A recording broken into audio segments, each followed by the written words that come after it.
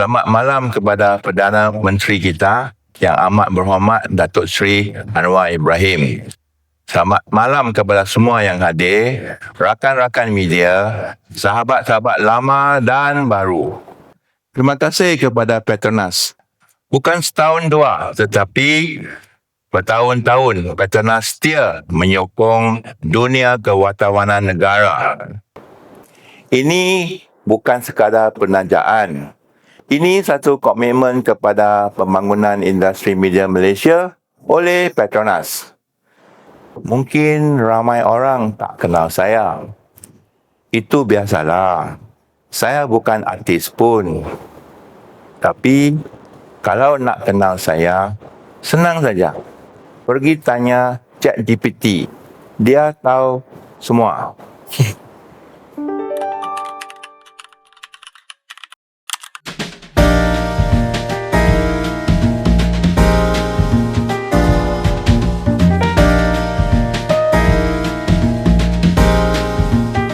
Baik, saya teruskan dengan ucapan.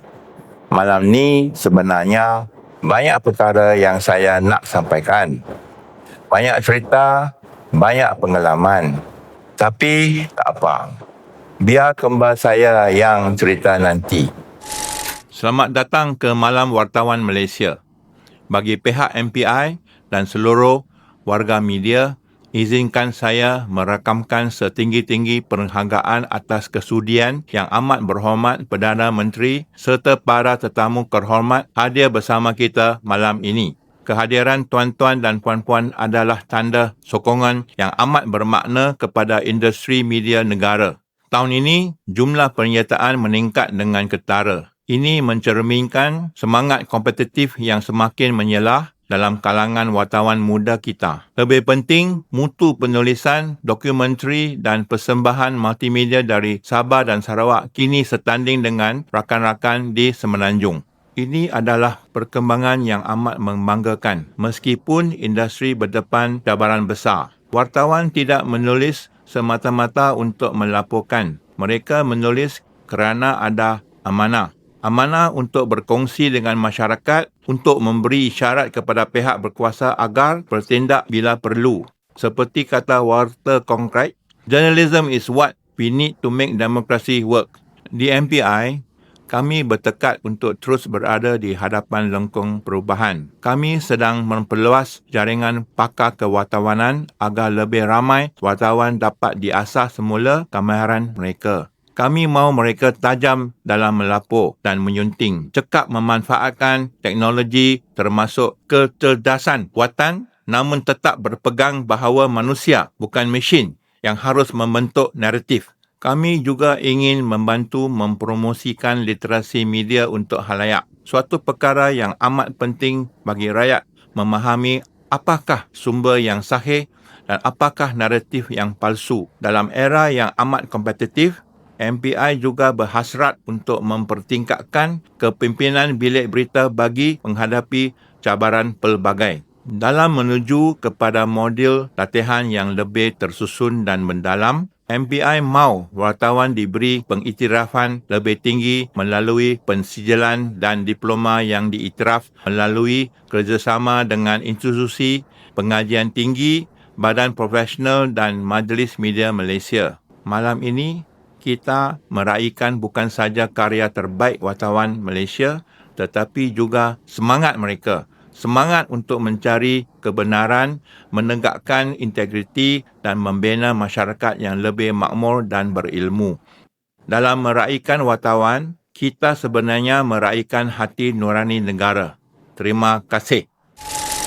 Tadi saudara semua telah melihat saya. Tapi dalam ucapan ni, saya nak sampaikan satu perkara. Hari ini, dunia media sudah banyak berubah.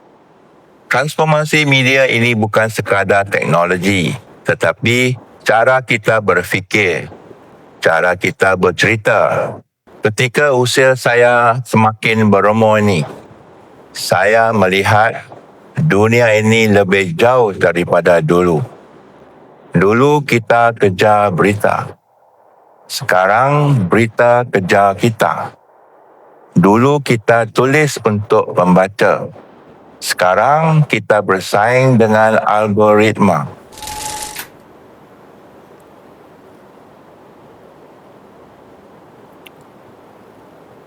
Apa sebenarnya impian saya?